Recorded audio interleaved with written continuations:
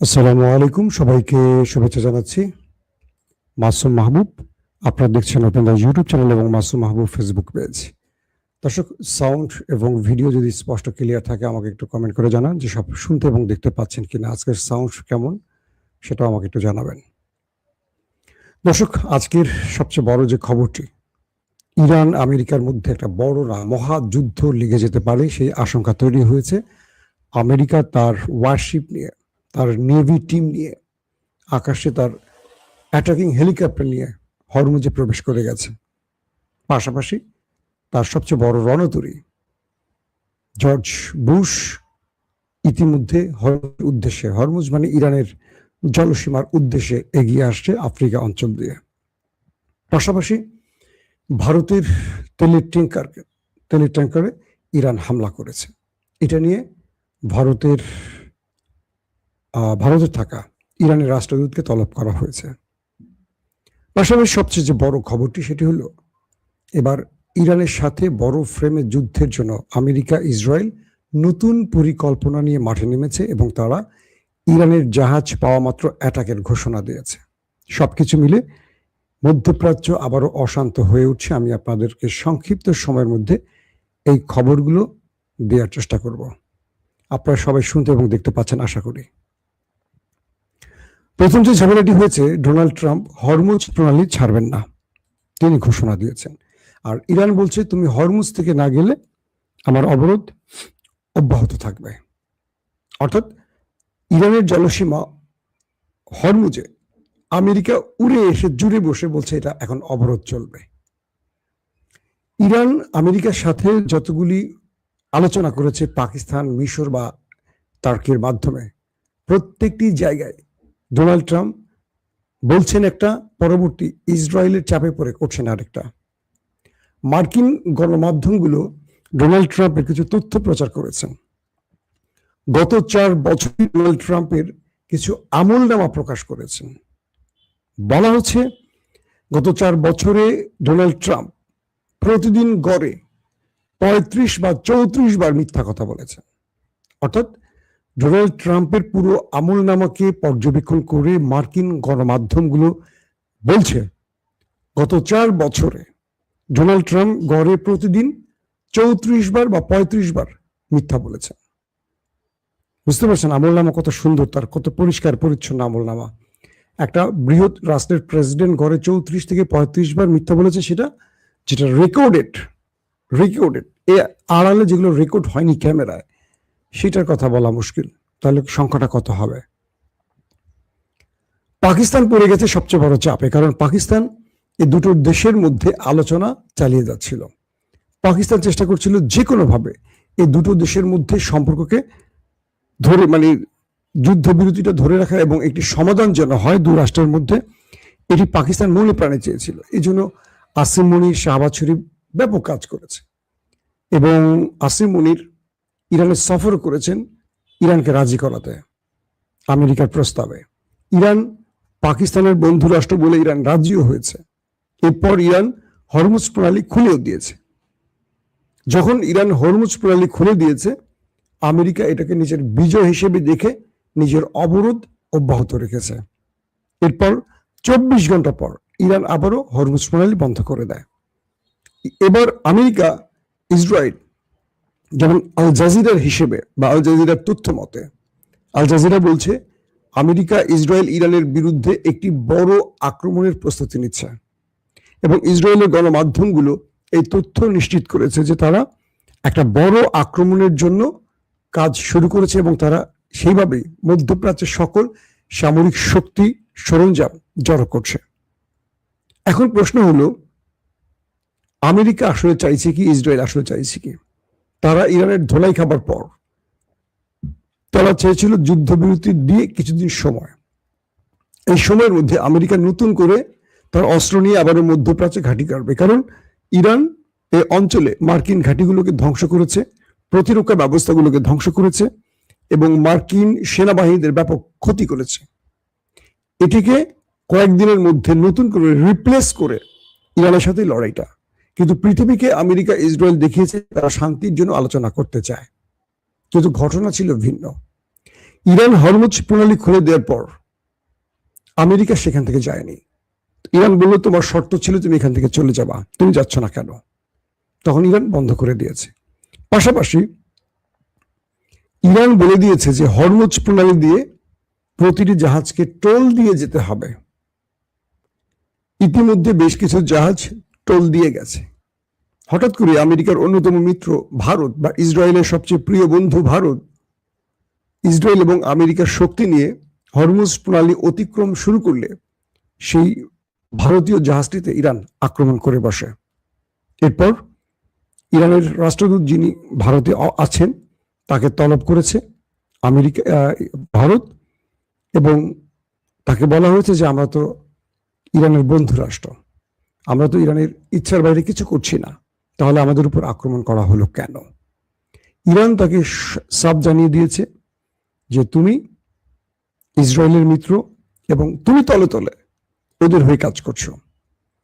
আমরা তোমাকে বন্ধু যে শব্দটি বলো সেই বন্ধুত্বের শব্দতে আর আশ্বস্ত বা বিশ্বাস করতে পারছি না। এখন মূলত যুদ্ধটা একটা ফ্রেমে চলে গেছে, যে ফ্রেমটা খুব কঠিন আকার ধারণ করছে। সেটা কি?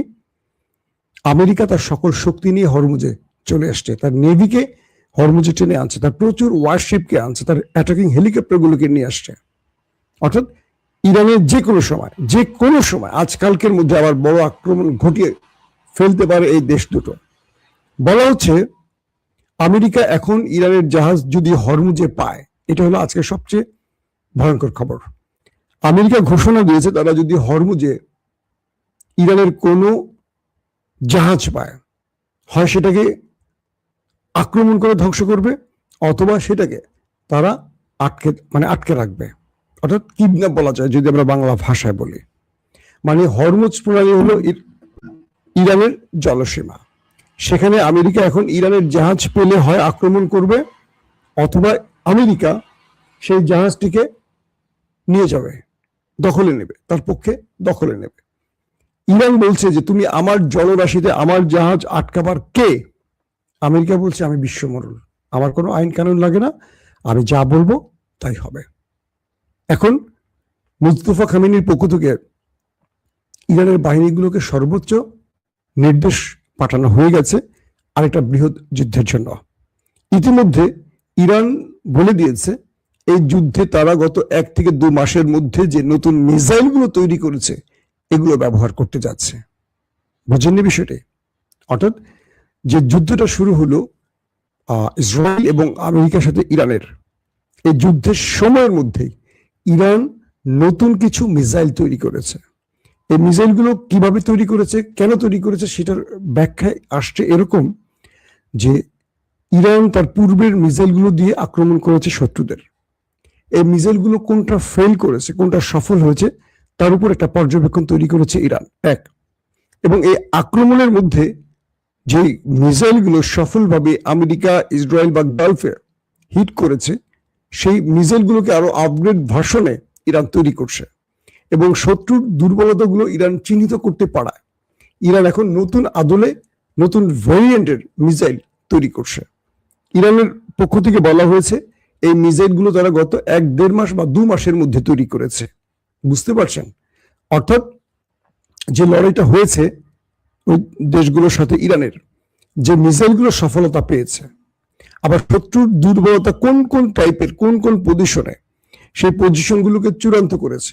কোন মিসাইলগুলো সেই পজিশন ভাঙতে পারে সেটাকে তারা ঠিক করেছে। কোন মিসাইল সাকসেসলি শত্রুর বৃহৎ ক্ষতি করতে পারে সেটাকেও তারা কনফার্ম করেছে। তো এই বিষয়গুলোকে তারা ঠিক করে তাদের যারা ড্রোন বা মিসাইল তৈরি করে তাদেরকে দিয়ে নতুন আদলে ভয়ঙ্কর সব মিসাইল ইরান তৈরি করেছে।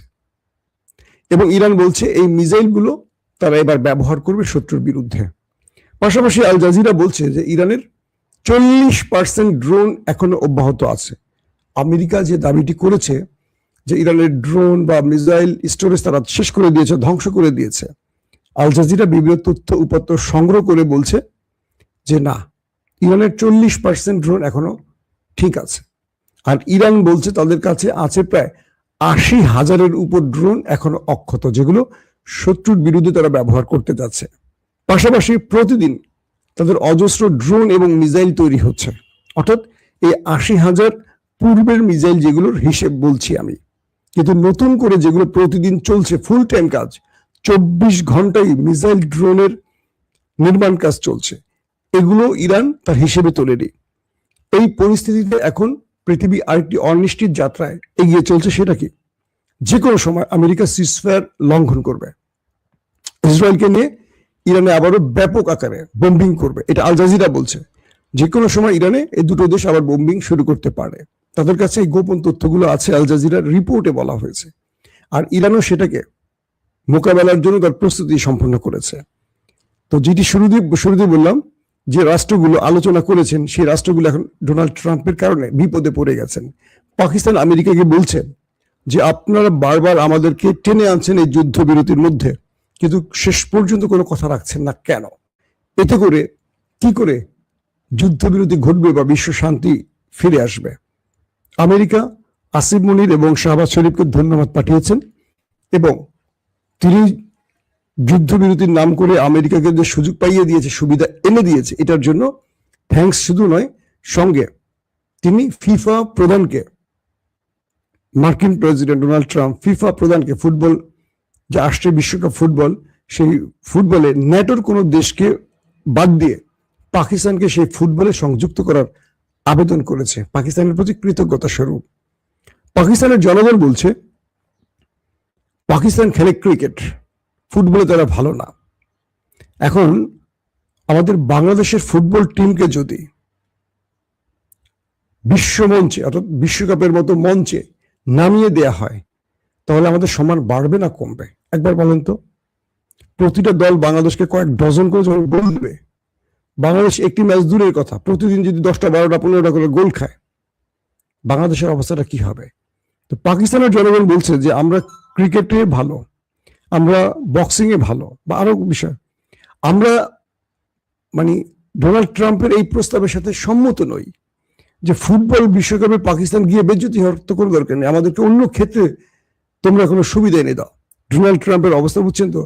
মানে মাথা খারাপ হলে পুরো ডেকে মানুষের হয় নাকি?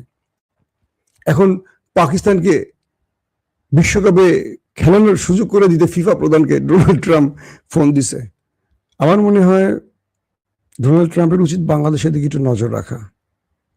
বাংলাদেশে যারা এই মুহূর্তে ধর্ষণ করছে, চাঁদাবাজি করছে, এদেরকে একটা টিম বানিয়ে বিশ্বমঞ্চে নিয়ে যাওয়া উচিত ডোনাল্ড ট্রাম্পের, বাংলাদেশের প্রতি একটা ভালোবাসা প্রদর্শন হিসেবে। তাতে করে আমাদের দেশটা রক্ষা পাবে। আর যারা বাংলাদেশ থেকে যাবে, যারা যেই দলেরই হোক, চাঁদাবাজি করছে, ধর্ষণ করছে, এখন দেখি বিভিন্ন জায়গায় শিশু বাচ্চা টাচ্চা মহিলাদেরকে নিয়ে অনেক কাহিনী ঘটছে, এরা আন্তর্জাতিকভাবে একটা পরিচিতি পাবে, তাই না? এটা বাংলাদেশের জন্য একটা বড় অর্জন না? আজকে সকালে একটা ভিডিও দেখলাম, একজন একটা ভিডিও করছে দুটো বোতল নিয়ে, দুটো বোতলেই একই জিনিস চলে আসলো বাংলাদেশে। 15.5 বছর ধরে আমরা যে স্বপ্ন দেখেছিলাম হাসিনার পতন, সেটি হয়েছে, কিন্তু পতনের পর কেন যেন শান্তি পাচ্ছি না, মনে শান্তি আসছে না। দেশটাকে যেমন দেখতে চেয়েছিলাম সেই দিকে দেশটা যাচ্ছে না।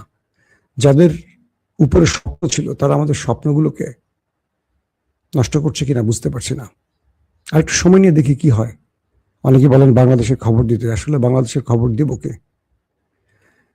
দেশটাকে তো সবাই ভালোবাসে, আমরাও বাসি, আপনি বাসেন, সবাই বাসি, কিন্তু বাংলাদেশকে নিয়ে ভালো খবর দেওয়ার মতো ভালো খবর পাচ্ছি না আমরা। তেলের দাম কমে যাচ্ছে আর বাংলাদেশের তেলের দাম বেড়ে যাচ্ছে। চারদিকে দেখেন হাহাকার শুরু হয়ে গেছে। এমন এক বাংলাদেশে বাস করছি। হরমুজ প্রণালী নিয়ে আমেরিকার সাথে ইরানের আবার যদি যুদ্ধটা শুরু হয়, বাংলাদেশ বিপর্যস্ত হয়ে পড়বে। বাংলাদেশের আগামী দিন খুব ভয়ঙ্কর হবে। এই বিষয়গুলো আমাদের যে নতুন সরকার কাটিয়ে উঠতে পারছে না। তারা আপাতত কে তাদের বিরুদ্ধে সমালোচনা করছে, তাদের জেলে ঢোকানোর পরিকল্পনা করছে, কে তাদের বিরুদ্ধে কথা বলছে, তাদের বাড়ি ঘরে হামলা করার চেষ্টা করছে, যেটা আওয়ামী লীগ করতো। এখান থেকে বিএনপিকে ফিরে আসতে হবে, কারণ বিএনপি মানুষের আশা ভরসার একটা দল। আওয়ামী লীগ আর বিএনপির চরিত্র যদি এক হয়, তাহলে দুজনেরই পরিণতি একই হওয়ার কথা, তাই তো? আমরা এটা চাই না। তারেক রহমানের প্রতি আমাদের আস্থা আছে, ভালোবাসা আছে। আশা করি তিনি কিছু করে দেখাবেন। যে স্বপ্নগুলো তিনি বুনেছিলেন দীর্ঘ 18 বছর লন্ডনে বসে, সেই স্বপ্নগুলো এবার বাংলাদেশে বাস্তবায়ন করবেন, এই প্রত্যাশা আমাদের থাকবে। দর্শক, ইরান আমেরিকার সর্বশেষ খবর আমরা আবারও দেওয়ার চেষ্টা করবো হাতে খবর আসার সঙ্গে সঙ্গে। আমাদের চ্যানেলটি ভালো লাগলে অবশ্যই সাবস্ক্রাইব করবেন। আজকের সাউন্ড সিস্টেমটি কেমন ছিল অবশ্যই আমাকে জানাবেন। নতুন সাউন্ড সিস্টেমে আসছে, বলছি আমার টেকনিক্যাল টিম কাজ করছে, তো আমি চেষ্টা করছি কোন দিকে ভালো লাগে আপনারা আমাকে অবশ্যই জানাবেন। আজকের মতো বিদায় নেই, প্রত্যেকে ভালো থাকবেন। আল্লাহ হাফেজ।